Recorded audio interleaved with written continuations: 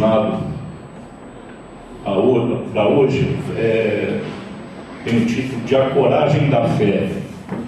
Está contido no capítulo 24 do Evangelho segundo o Espiritismo, dos itens 13 a 16. E está assim: aquele que me confessar e me reconhecer diante dos homens, eu também o reconhecerei e confessarei diante de meu Pai que está nos céus. E aquele que me renegar diante dos homens, também eu o renegarei diante de meu Pai que está nos céus.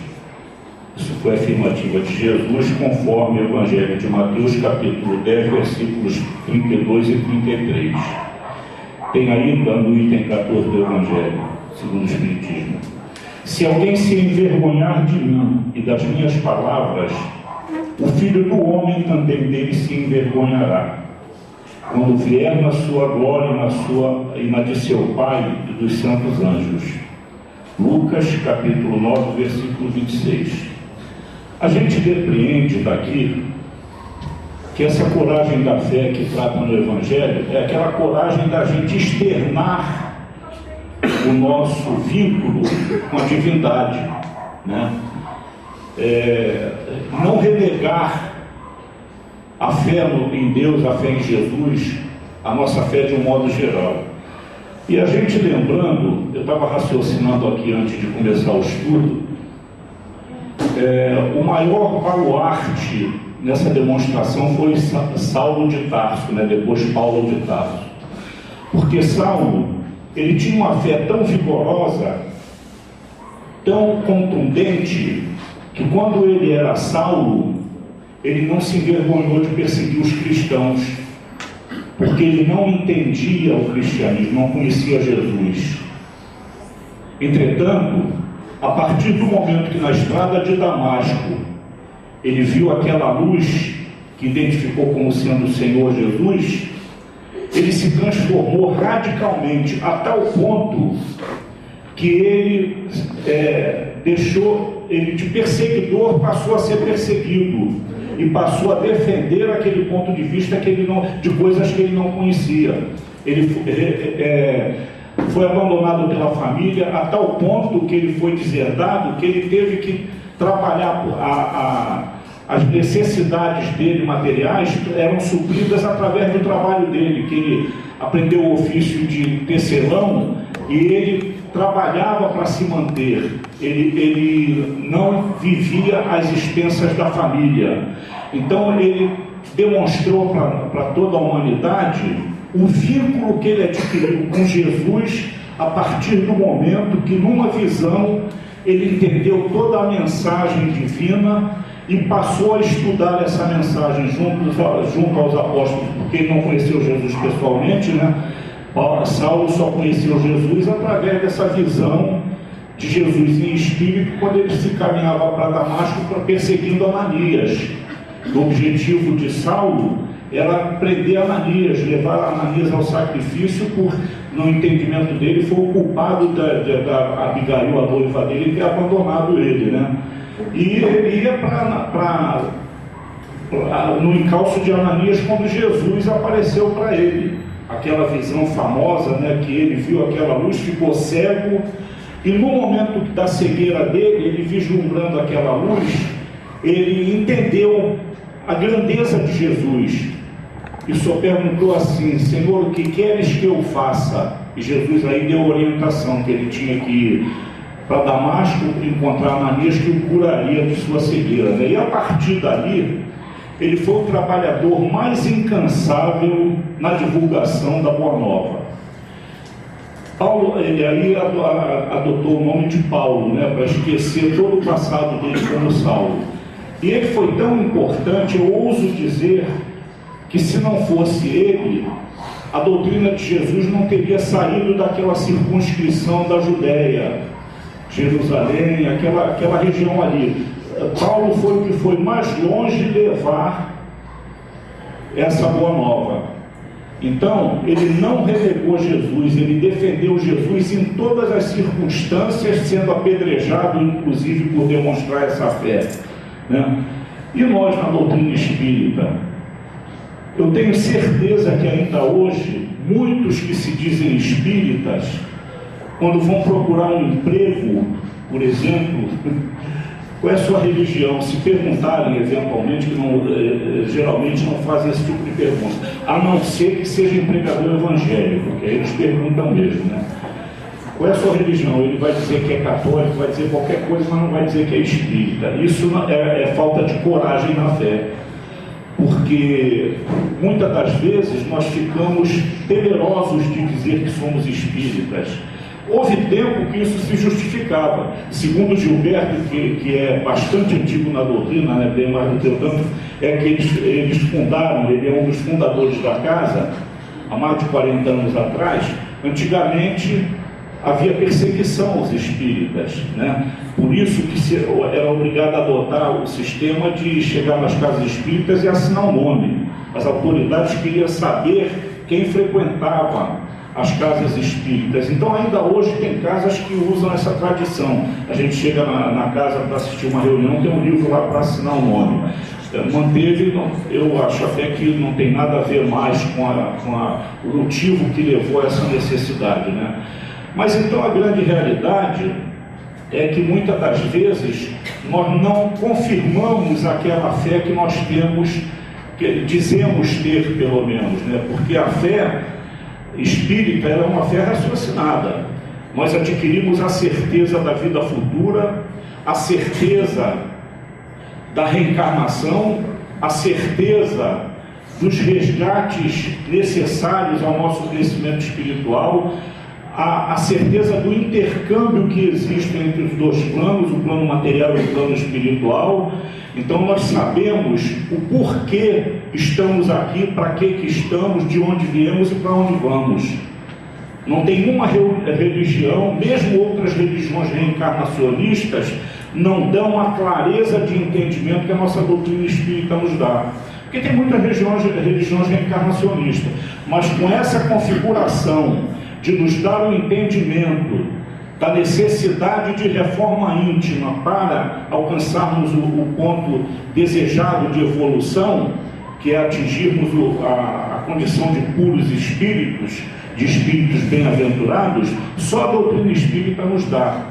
Mas infelizmente, às vezes, diante de até determinados parentes, nós não temos coragem de dizer que somos espíritas. Eu estou falando isso, não estou generalizando. Tem gente que diz que é espírita hoje, não está acabado, né? Tem pessoas que não sabem nem o que é o espiritismo, porque muita gente fica com medo assim, se eu disser que sou espírita, vão me chamar de macumbeiro. E qual é o problema? Eu não sou macumbeiro. Que pensem que eu sou. Eu não sou macumbeiro, eu sei que eu sou espírita. Ainda no dia desse eu estava fazendo uma pesquisa numa casa comercial, e eu não sei por que surgiu essa questão de religião. Aí eu falei para o senhor que estava me atendendo assim, eu sou espírita.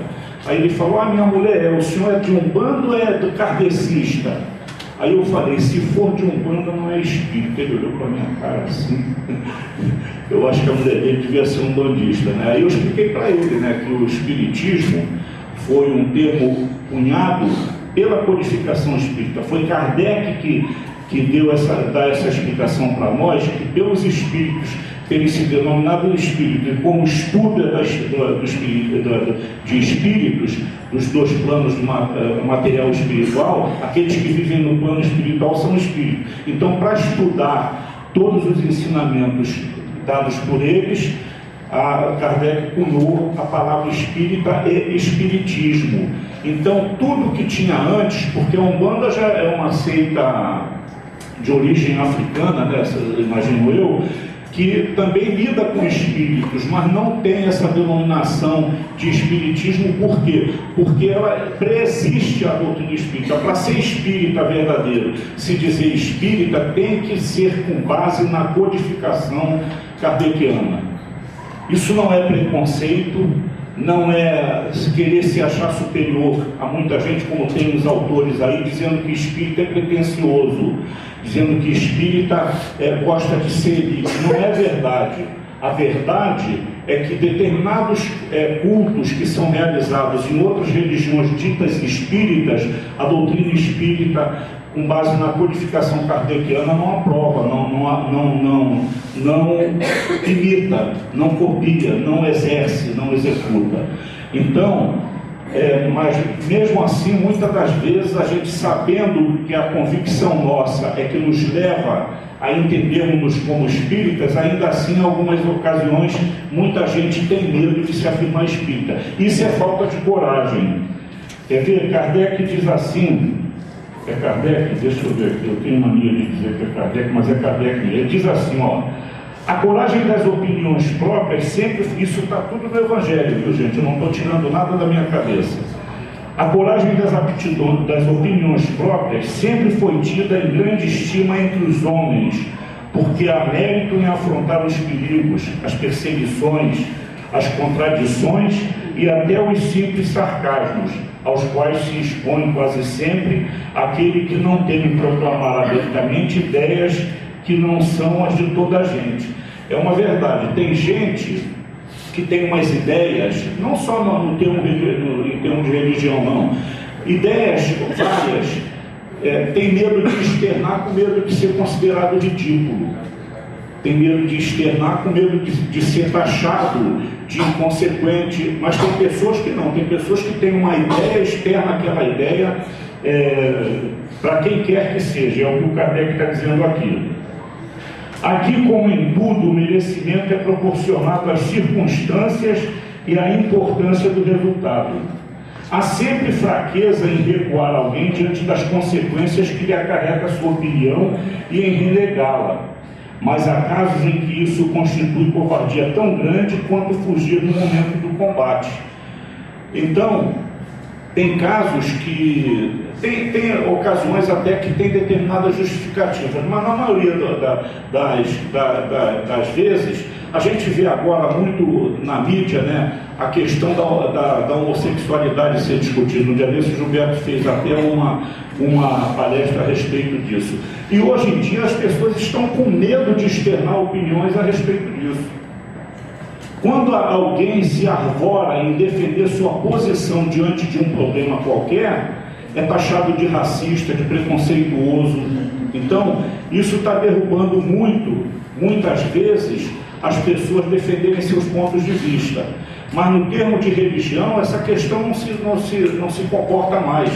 Porque, antigamente, o elemento, por exemplo, vai procurar emprego num determinado lugar. Se ele desconfiar que aquele lugar tem uma determinada corrente religiosa, que os dirigentes, os donos daquela empresa têm uma determinada segmento religioso, e ele é capaz de se afirmar como daquela religião para conseguir o emprego. Isso é falta de coragem na sua fé, porque se ele conseguir esse emprego com essa mentira, ele um dia ou outro vai ser descoberto. Porque não tem jeito de esconder tudo por muito tempo. A gente pode mentir, camuflar ideias temporariamente, mas nunca indefinidamente. Nós sempre fomos ser descobertos, como toda mentira, como diz, como o rabo do gato que se esconde e deixa o rabo do lado de fora, né? A cauda do lado de fora.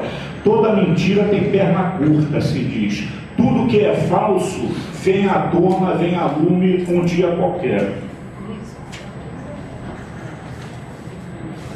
E Jesus, ele quando fez aquelas duas afirmativas que nós lemos no começo, ele foi claro para a gente, não tem que ter vergonha de dizer que nós temos fé em Deus, fé em Jesus. Os cristãos da época de Jesus foram corajosos, tão corajosos que eles eram levados a sacrifício, mas não renegavam a fé que tinham. Alguns renegavam, outros não. A gente tem duas histórias maravilhosas, né? A história da Joana de Cusa, a história da própria Joana de Cusa e do próprio Rufo, né? Escravo Rufo, né? Que todos nós sabemos quem é.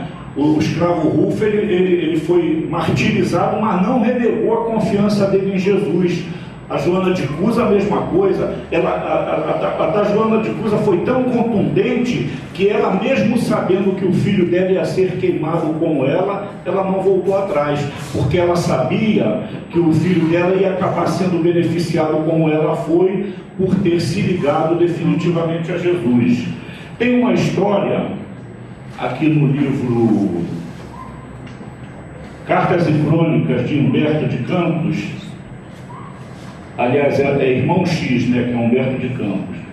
Aqui tem os livros que estão assinados Humberto de Campos, outro Irmão X. Essa história daqui fala sobre espiritismo e divulgação. Então tinha o Joaquim Mota, que era espírita, advogado, que trabalhou muitos anos com Licínio Fonseca. Licínio Fonseca e Joaquim Mota. Eles trabalhavam no escritório de causíticos, né? E trabalhavam juntos, tiravam férias juntos, festejavam tudo juntos. E um dia, o tal eu estou com a cabeça ruim e agora já esqueci, viu? É por isso que é ruim passar 18 anos. Não queiram passar 18 anos, não. Licínio Fonseca. O Licínio Fonseca desencarnou. E o Mota começou a sentir muita falta dele. E começou a fazer muita prece para ser. Ele conhecia o Espiritismo, sabia da possibilidade, começou a fazer muita prece pedindo a Deus que ele possibilitasse a ele ter um encontro espiritual com Joaquim Mota, com Joaquim Fonseca, não, com Licínio Fonseca, né? E o Joaquim Mota e Licínio Fonseca. Então, aqui o Humberto de Campos, o Irmão X, está contando que ele tanto pediu que um dia a espiritualidade resolveu atendê-lo. Aí ele foi dormir, a espiritualidade foi lá, providenciou o desligamento dele do corpo físico e levou à presença do Joaquim, do Licínio Fonseca. Aí vê só o diálogo, que coisa interessante. É bastante interessante isso.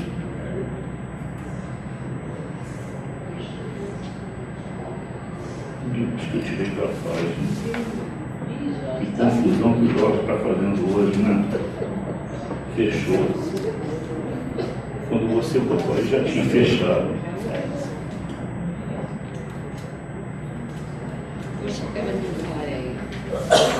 Que coisa. Então, ele chegou no plano espiritual e encontrou com Licínio Fonseca, né? Aí começa assim: Mota, meu caro Mota, soluçou o desencarnado com impressionante inflexão. A morte é apenas mudança. Cuidado, meu amigo, muito cuidado.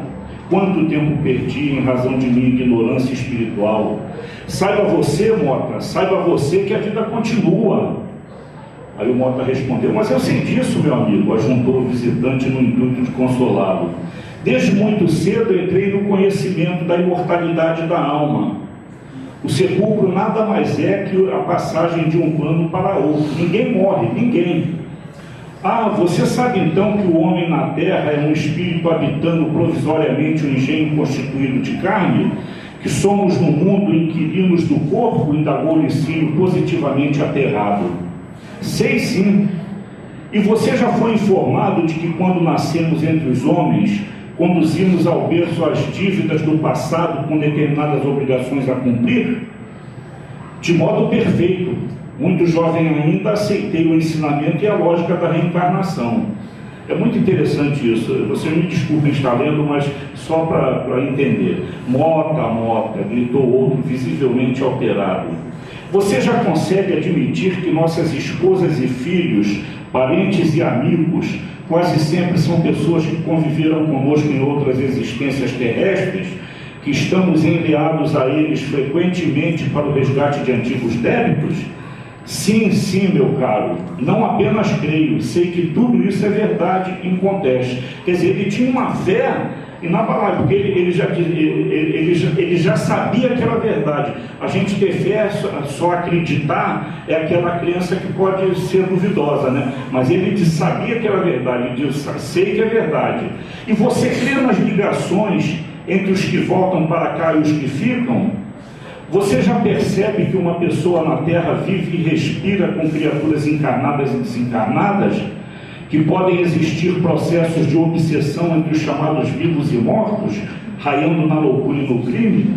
Claramente sei disso. O interlocutor agarrou-lhe a destra e continuou espantado. O Licínio estava terrível, estava incrédulo. Mota, ouça, você está certo de que a vida aqui é a continuação do que deixamos, do que fazemos?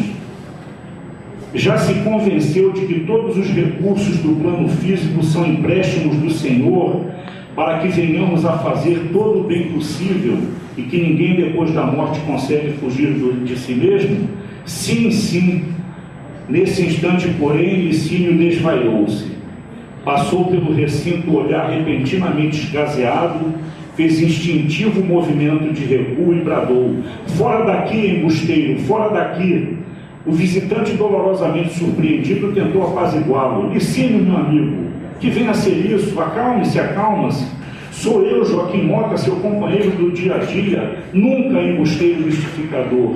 Se ele conhecesse as realidades que você confirma, jamais me teria deixado no suplício da ignorância. Meu amigo Joaquim Mota é como eu, enganado nas sombras do mundo. Ele foi sempre o meu melhor irmão. Nunca permitiria que eu chegasse aqui mergulhado nas trevas.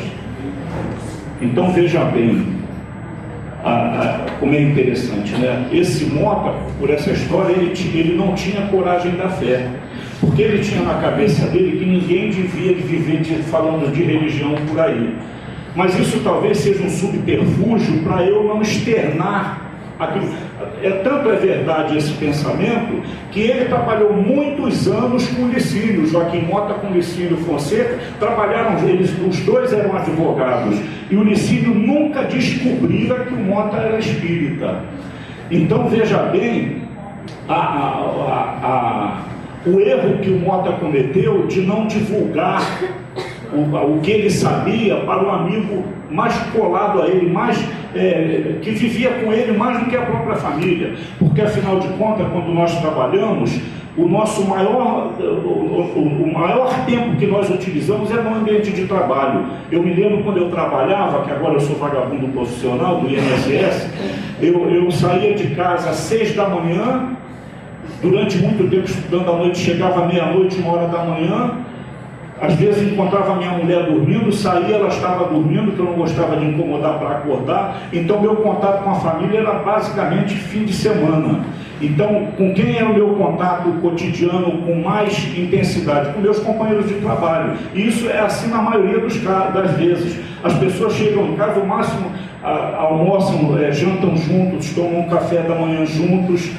E fora isso, o tempo quase que integral do dia do trabalhador é no ambiente de trabalho.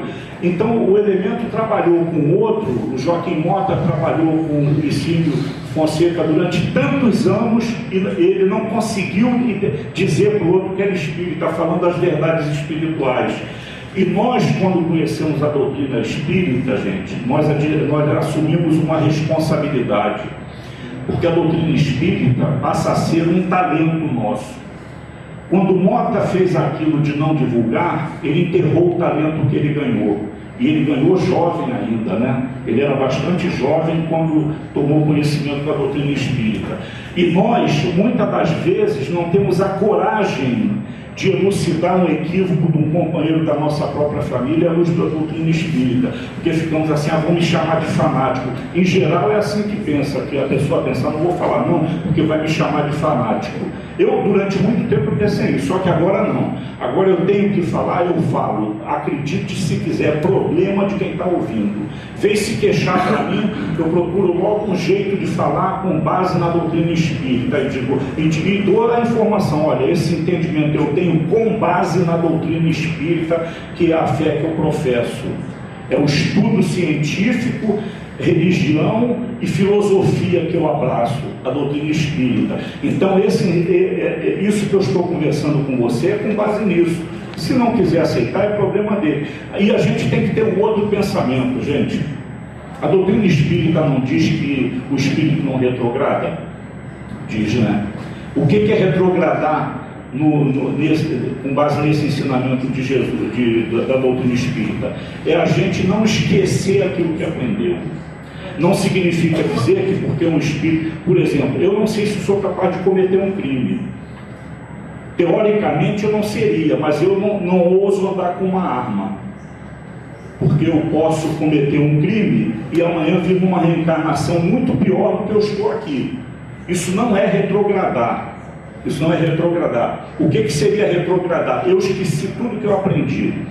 Então, como Emmanuel ou outro espírito qualquer falou, 5 minutos de doutrinação espírita já é tempo suficiente para aquele que ouviu não dizer que não sabia. 5 minutos só. Por quê? Porque em 5 minutos a gente explica da lei do progresso, da lei da reencarnação e da lei de causa e efeito. Tomou conhecimento da lei do progresso, da lei da reencarnação como cumprimento da lei de causa e efeito, a pessoa não pode dizer mais que não sabia, que era responsável pelos seus atos. Porque o que a doutrina espírita nos indica é isso: todos nós somos responsáveis pelos nossos próprios atos. Então, se uma pessoa está revoltada, né? Eu um dia desses fui visitar um amigo meu que está com câncer, né? Depois eu fiquei pensando, será que eu agi errado? Eu agi na mais boa intenção possível, né? Ele está muito para baixo porque ele começou num processo degenerativo que está se acelerando muito rapidamente. Só que já tem 3 anos que ele está.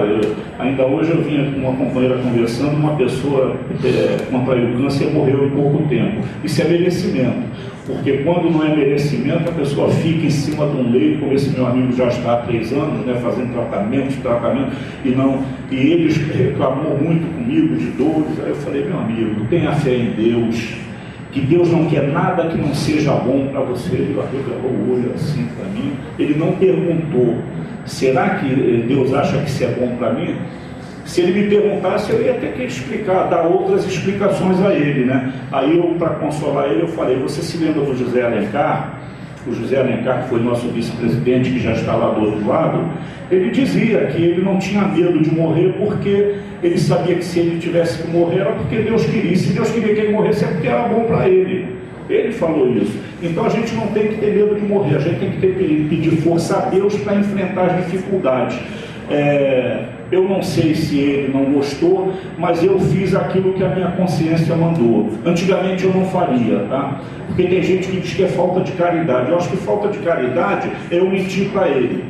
Eu acho que pelo menos eu tenho certeza de uma coisa: se ele vier desencarnar, quando ele chegar na pátria espiritual, ele vai saber, vai identificar essa conversa que eu tive com ele e vai ver toda a verdade do que eu falei para ele. Essa é que é a grande realidade. Então nós não podemos ter medo de falar por semelhante as verdades espirituais, as verdades que nós aprendemos na nossa doutrina espírita. Nós temos que divulgar essa doutrina espírita no mesmo nível de fé que nós temos a respeito da doutrina. Porque senão nós não estamos sendo co-criadores, como Jesus nos informou que todos nós somos. Nós somos responsáveis por divulgação das informações para o bem que nós temos. Então isso, exercendo essa maneira de raciocinar, nós estamos praticando a coragem da fé. Nós estamos tendo coragem de dizermos que somos espírita e estamos tendo a coragem de explicar às pessoas por que nós passamos pelos sofrimentos. Porque nós não temos a convicção de que ninguém passa por aquilo que não merece.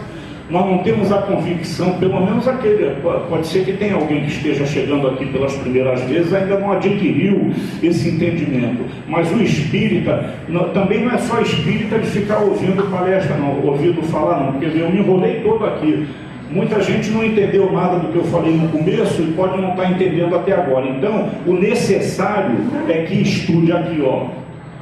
Espiritismo sem estudo é espiritismo sem qualidade. Por quê? Porque é através do estudo que eu vou tirar. Eu posso dar uma informação aqui que alguém amanhã depois fala, você falou isso assim, assim naquele dia, não é bem isso não. Eu ficaria feliz se alguém chegasse para mim, eu ia pedir desculpa por ter errado, porque a gente erra, não porque não conhece, mas é porque se enrola mesmo para. Eu pelo menos me enrolo muito, né? Eu não sei nem como me chamam para falar.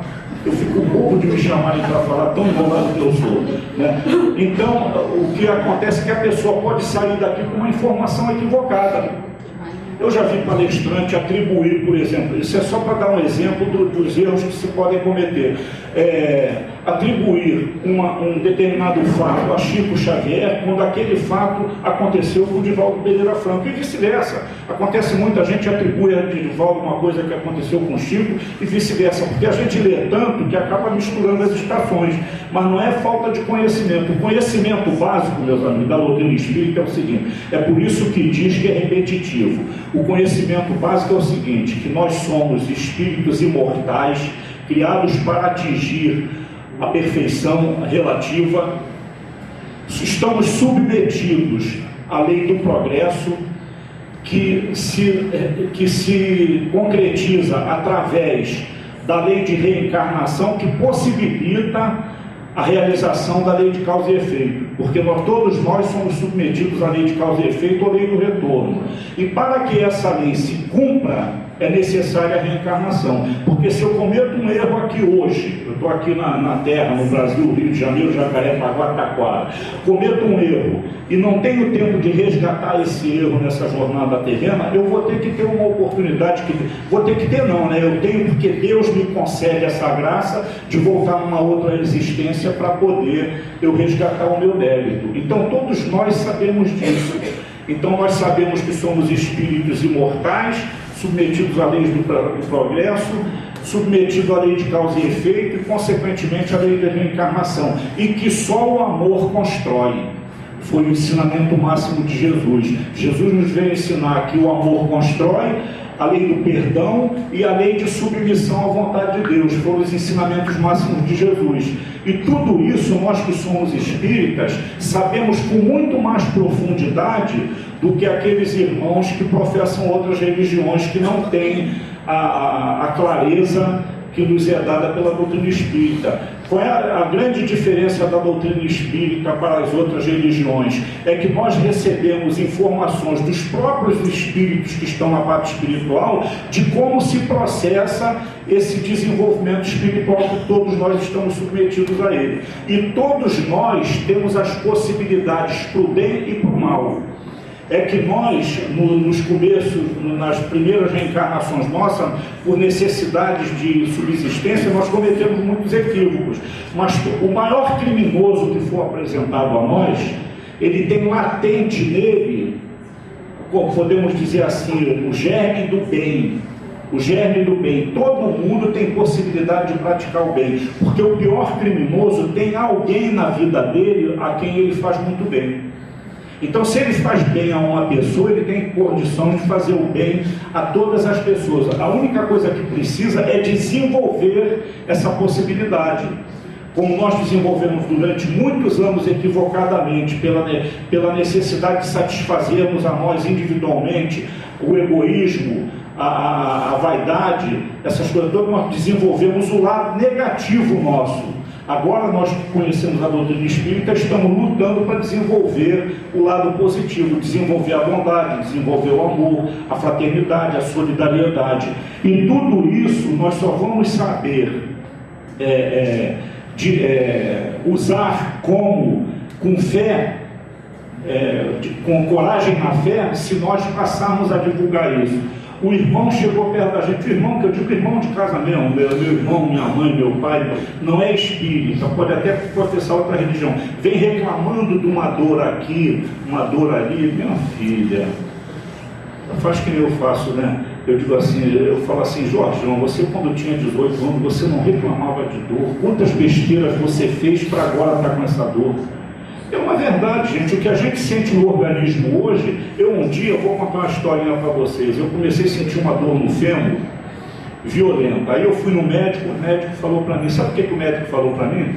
Ele falou, isso daí tem duas origens, são duas origens possíveis. Ou bebida, ele falou até para mim, cachaça, ou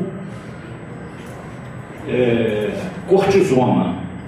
O pior é que eu usei as duas coisas há muito tempo. Até uns 10 anos atrás eu era um cachaceiro nato.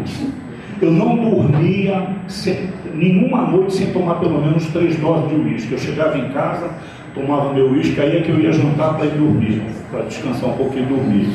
Até uns 10 anos atrás. Então eu bebi muito uísque na minha vida. Quer dizer, o médico pode estar com a razão, pode ser fruto da bebida.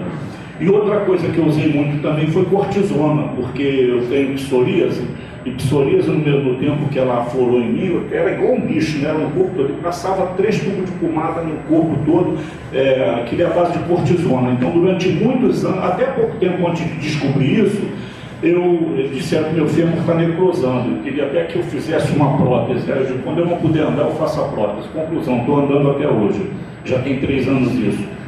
E aí eu parei de usar inclusive a cortisona, não tem outro remédio que vai ser feito, então eu não estou usando nada, só estou usando água e sabão mesmo, tomo banho com água e sabão e resolve, né? Então, o que a gente faz reflete no organismo da gente. Eu posso culpar a cortisona, mas eu também tenho que culpar o uísque que eu bebia, gente. Então, por que eu sinto muitas dores? Eu podia estar com um corpo mais saudável. Se eu não estou saudável, é porque eu cometi excesso, não só de bebida, não, de comida, comia demais, agora é que eu estou comendo mais moderadamente, mas eu comia demais, muita porcaria, né? Então, tudo que passa a atacar a gente em determinada idade é resultado daquele comportamento anterior que nós tivemos. É que nem a pessoa quer emagrecer, mas não pode ver um bombonzinho, não pode ver uma barra de chocolate que bota para dentro. Quer emagrecer, mas chega no restaurante aquilo, bota um monte de comida por baixo, aí cobre com alface e salada, pensando que camuflando emagrece. Bota um monte de lasanha, não sei o que, cobre com alface e salada, vão pensar que eu estou de regime. Mas não emagrece, não adianta. Né? Refrigerante zero. Refrigerante mas as más línguas também são terríveis. Eu nunca fazia regime, eu nunca fui chegado a regime, não. Eu agora emagreci um pouco por obra da natureza mesmo e reduzi a quantidade de comida que eu como organicamente, naturalmente, sem me esforçar para nada. Foi apenas a consequência de alguma coisa que aconteceu comigo. Mas eu, por exemplo, depois que eu me descobri diabético, eu estou com 65 anos, eu tinha 66 anos, eu tinha 50 anos quando me descobri diabético. Eu não comia doce, mas comia normalmente, mas na hora de tomar café eu botava adoçante. Aí os caras diziam assim, comeu pra caramba, agora bota adoçante. O adoçante era por causa da diabetes, mas eu sei que a outra comida que eu comia também tinha gordura, mas eu não tinha culpa, não mandei botar açúcar na gordura, não mandei botar açúcar no feijão, né?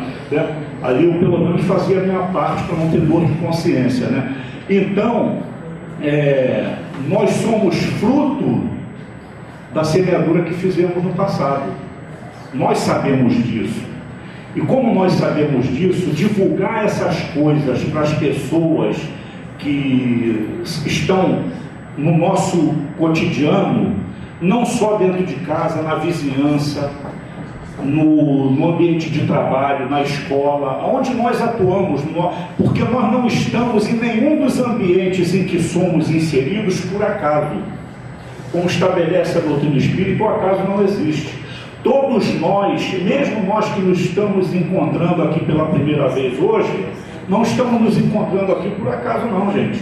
Nós já somos velhos conhecidos das mesma patotinha de cometer erros em grupo e hoje estamos aqui tentando nos reconciliar com a lei. Não reconciliarmos uns com os outros, não, mas com a lei do amor, a lei da fraternidade, da solidariedade, lei do perdão, que é difícil para burro perdoar, né? Lei da tolerância. A intolerância é a coisa mais difícil para mim. Paciência, falaram aqui. Paciência e intolerância são muito ligadas, né? Coligadas. Paciência e intolerância são dificuldades muito similares, né? E eu tenho todas elas, né? A maioria de nós tem, né? Então, nós estamos nesse encontro recíproco, não é por acaso, não. Nós nos comprometemos lá atrás eu não sei se eu me comprometi para ir para a Casa Eurípides de Passanufo, porque quando eu estava lá não existia, mas vai existir uma casa lá no Rio de Janeiro, chamada Eurípides de Passanufo, que você vai ter que integrar lá. A gente que trabalha no passe, a gente que trabalha na mesa mediúnica, a gente que trabalha descascando cenoura, isso tudo foi compromisso assumido antes. E tem muita gente que assumiu o compromisso, que se comprometeu, chegou aqui na hora que o Gilberto convidou, quem descasca a cenoura não tem obsessor por perto. Aí descascou a cenoura a primeira vez, manchou a mão de preto, não volta a segunda vez. Está deixando de cumprir o compromisso. Porque todos nós somos comprometidos com nós mesmos. Nós temos uma programação reencarnatória que temos que cumprir. Se nós chegamos aqui na Casa de Eurípides, que oferece uma série de oportunidades de trabalho e de estudos, vamos aproveitar as oportunidades de estudo e a oportunidade de trabalho que a Casa nos oferece, porque assim nós estamos cumprindo a meta reencarnatória que idealizamos. Quando nós não idealizamos, alguém idealizou para nós como sendo a melhor para nós. De qualquer maneira, nós tomamos conhecimento dela antes de virmos para cá. Então, claro que a gente esquece, mas pelo simples fato de eu chegar no local, não foi à toa que eu cheguei aqui. Eu tenho que raciocinar, todos nós que estamos aqui na Casa de Eurípides hoje. Será que foi à toa que eu vim aqui? Qual o objetivo que eu vim aqui? Eu só vim aqui por causa da dor, ou a dor foi o motivo de me trazer aqui? Eu só vim aqui por causa do desequilíbrio espiritual, ou o desequilíbrio espiritual foi a mola de me impulsionar para vir aqui? O que eu posso fazer aqui? O que a casa me oferece? O que eu posso dar em contrapartida para a casa, para todos os benefícios que eu recebo na casa? Porque todos nós recebemos muito benefício. A maioria de nós recebe mais do que qualquer coisa que doa. Porque quando nós entramos aqui, tem uma equipe aqui trabalhando em nosso benefício que nós nem imaginamos. No livro Dimensão Espiritual do Centro Espírita, da Sueli Caldas Schubert, está dito lá. Isso daqui, no plano espiritual, é como se fosse um anfiteatro cheio de arquibancadas. O que tem de espíritos aqui suplanta em muito número de encarnados. Todos vêm aqui, muitos vêm para nos ajudar nos trabalhos, no passe, por exemplo, e muitos vêm aqui para aprender conosco, como a gente quando faz o Evangelho em Casa. Foi uma palestra dada pelo Joaquim Couto na segunda-feira sobre o Evangelho em Casa. Tem muitos espíritos que vão lá estudar conosco. Além daqueles mentores espirituais que vão nos auxiliar o estudo evangélico, muitos vão lá estudar conosco. Muitas das vezes o espírito que acabou de desencarnar é levado lá, vai lá para conhecer alguma coisa, para saber alguma coisa, para ser despertado, entendeu? Então nós temos esse conhecimento. Agora, tem que aprofundar esse conhecimento através dos estudos. Para encerrar, eu queria contar uma historinha que não tem nada a ver com Coragem da Fé não, mas eu achei tão bonita a história de um Email que eu recebi hoje. Sabe o que é Email, né? Isso que eles chamam por aí de e-mail, né? Eu recebi um Email hoje que conta a seguinte história. Numa sala de aula, o menininho, ele sem querer fez xixi na calça e começou a escorrer para o chão ficou molhado e ele ficou apavorado, né? Quando virem isso, vão me achincalhar o resto da minha vida. Se as meninas me virem nessa situação, nunca mais vão querer falar comigo. Aí ele começou a fazer uma prece: Deus, me ajuda, Deus, é um caso de emergência, eu estou para morrer, Deus, me ajuda. Aí nisso ele viu uma menininha vir com um aquário de vidro correndo pela sala, tropeçou e deixou cair o aquário de vidro, quebrou, inundou tudo. Aí toda a atenção foi para a garota, sua desastrada, sua isso, sua aquilo, e ele ficou na cabeça dele. Ele perguntou para ele: escuta, você deixou isso cair de propósito, né? Aí ela virou e falou para ele assim: é que eu também uma vez me molhei toda. Eu fiquei até emocionado quando ele disse. É uma historinha, mas é interessante, né? Quer dizer, a menina viu o sufoco dele e foi socorrer, né? Quer dizer, a fé do garoto foi atendida na oração dele, porque tocou o coração da menina que viu a situação em que ele estava e resolveu ajudar. Então, fé, como diz Paulo na carta aos Gálatas, capítulo 11, ele diz assim: fé é a certeza de que alguma coisa vai acontecer, e a fé naquilo que não se vê. Por exemplo, o que é aquilo que não se vê? Alguém aqui já viu Deus? precisa ver Deus para ter fé em Deus, porque a gente vê Deus através da obra na natureza, né? Cada flor que desabrocha, cada sol que se põe. Ainda um dia desse eu estava raciocinando, as imagens mais lindas que tem na natureza, o sol está presente, já repararam isso? Seja sol poente ou sol nascente. Todas as imagens mais bonitas que a gente recebe nessas mensagens aí pela internet, o sol está presente. Qualquer que seja a imagem, teve uma beleza exacerbada, pode olhar lá que o sol está presente, né? Então, é a grandeza de Deus que se mostra para nós através da natureza. Meus irmãos, eu espero que nós tenhamos a coragem da fé, que nós tenhamos a coragem de não renegar essa religião maravilhosa, porque apesar de ter gente que diz que não é religião, porque é aqui, através da nossa casa espírita, que a gente se comunica com Deus com mais frequência, principalmente nós que viemos aqui sempre, e que nós temos a obrigação de aquilo que nos está fazendo bem, divulgarmos para aqueles entes que se encontram conosco na nossa caminhada, sejam eles da nossa família ou até desconhecidos. Chegou perto da gente uma dificuldade, mesmo que a gente não conheça, dá uma palavra de conforto baseada nos ensinamentos espíritas. Que se a pessoa aí pode até despertar o interesse. De onde você tirou essa ideia? Eu tirei essa ideia do livro dos Espíritos, tirei essa ideia do Evangelho segundo o Espiritismo, tirei essa ideia do livro dos Médiuns, tirei essa ideia da Gênese. Então nós temos as fontes para indicar as pessoas que estão querendo saber da onde que nós aprendemos aquele tipo de raciocínio. Porque tem uma coisa também, né? Tem muita lógica a doutrina espírita.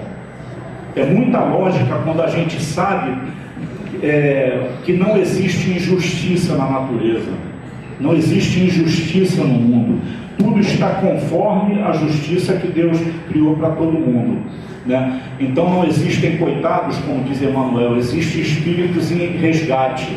Então nós sabemos disso, mas o irmão que está no estado de sofrimento, que não conhece a doutrina espírita, não está. E se nós conseguirmos conversar com ele alguma coisa explicando o momento que ele vive com determinada lógica, não tem jeito de não acreditar e de não procurar se interessar, né? E muitas das vezes nós podemos salvar uma vida com uma palavrazinha que nós não damos nem muita importância. Agora, para isso é preciso ter a coragem da fé, não renegar a nossa fé nessa doutrina maravilhosa que é a doutrina dos Espíritos. Muita paz.